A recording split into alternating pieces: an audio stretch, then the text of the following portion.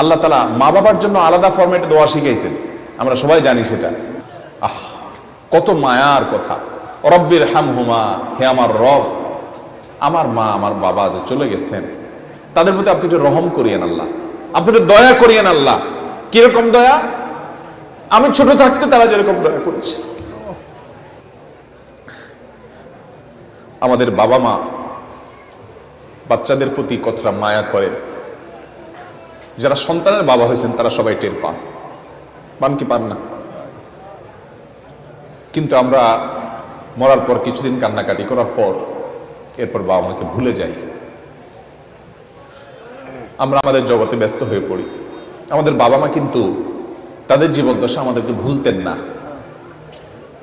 গভীর রাতে একটু আওয়াজ দিয়েছি, ঘুম পাগল মা, ঘুম কাতুরে মা, যে মা তার কানের কাছে চিৎকার করলেও ঘুম ভাঙে না, সে মাটা নিজের বাচ্চার একটু আওয়াজ শুনে সাথে সাথে ঘুম ভেঙে যায়।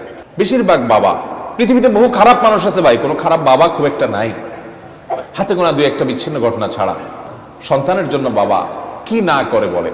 যত বাবা দেখেছেন, আপনারা নিজেরা যারা বাবা আছেন, কোথাও ভালো কোনো খাবার যদি দেয় কেউ, আপনি যদি কোনো জায়গায় যান ভালো কোনো খাবার সার্ভ করা হয়, তো সেই খাবারটা দেখার পর যদি আপনার সন্তান থাকে, সবার আগে মনে পড়ে সন্তানের কথা। এত সুন্দর টেস্টি খাবারটা যদি আমার ছেলেটার জন্য নিয়ে যেতে পারতাম, বা মেয়েটা যদি তার সাথে শেয়ার করতে পারতাম, মনে পড়ে কি পড়ে না বলে? ভাইরা আমার, বাবা মার জন্য দেখেন কি দোয়া আল্লাহ শিক্ষা দিয়েছেন, রব্বির হামহুমা কামা রব্বায়ানি সগীরা। আল্লাহ আমাকে ছোটবেলায় আমার মা যে মায়া করেছেন, আল্লাহ আব্বা জান যে মায়া করেছেন, যে স্নেহ করেছেন, নিজের শরীরের চামড়া দিয়ে যদি জুতা বানিয়ে দেওয়া হয়,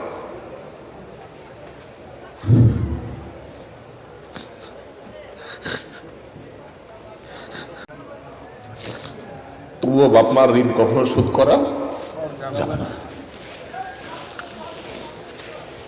আমার চামড়া দিয়ে যদি আমার বাবা মাকে আমি জুতা বানিয়ে দিই, তবুও বাবা মার ঋণ শোধ করা যাবে না।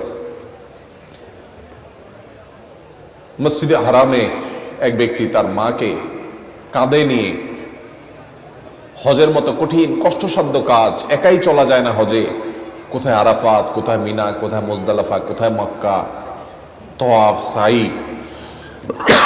জামারাতে পাথর মারা, একই দিনে এত কাজ, মাইলকে মাইল হাঁটা, লক্ষ লক্ষ মানুষের ভিড় ঠেলে, কঠিন কাজ। এর মধ্যে এক ব্যক্তি নিজের মাকে পিঠের উপরে, কাঁধের উপর তুলে তিনি তওয়াফ করছেন। এক সাহাবীকে দেখে বলছেন, আমি আমার মায়ের হক নিশ্চয় আদায় করেছি। মানে তার মধ্যে আত্মতৃপ্তি আসছে যে এত কষ্ট যে মার জন্য করছি, মা আমাকে দুধ পান করিয়েছেন, গর্ভে ধারণ করেছেন, তো এই কষ্টের মাধ্যমে তো তার ঋণ অন্তত শোধ হয়েছে।